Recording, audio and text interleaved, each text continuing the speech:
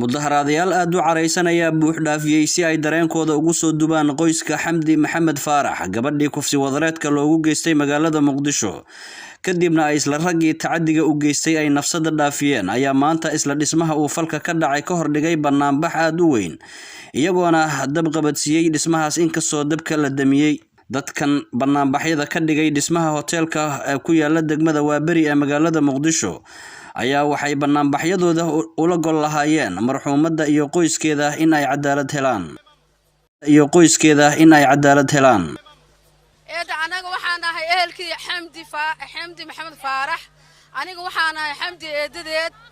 waxa la yiraahdaa Daaha Faarax la yiraahdaa waxaan la dhashay Maxamed Faarax walaashiisa ay gabadha la dilay eedaa u ahaayani waxa jirta cadaalad darro uu la sameeyay gabadhan waa la dilay dabaqa laga soo tuuray maxay ahayd waa la kufsaday dhibaato loo geystay dabaqii ninkii lahaa baliiska gabadhan baawur ku qaadeen waxay geeyeen Daaru Shifa markii ay geeyeen anaga waa galabtiga markii nambarkeedii anaga la soo wacay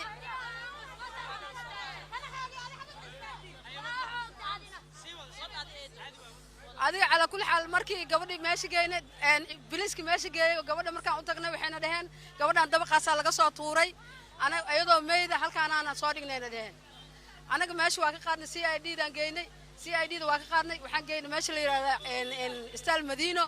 baaritaanadii markay soo dhamaadeen gabadheeni shal subaxdii aan duuganay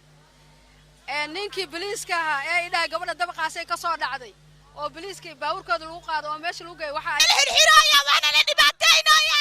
wadanka cadaalad ma laha wadanka cadaalad ma laha wadanka cadaalad ma laha cadaalad aan rabnaa ilaahay xaqiisa rabnaa ilaahay xaqiisa qofna kula dhaqantaa rabnaa wadanka cadaalad ma laha wadanka cadaalad oo rabaa wadanka cadaalad oo rabaa qofna xaqiisa rabnaa dad ma haysano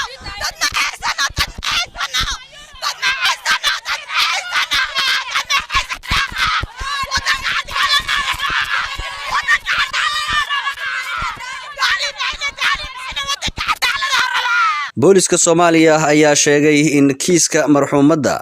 ay baaritaan ku wadaan dhawaana ay u soo bandhigi doonaan warbaahinta.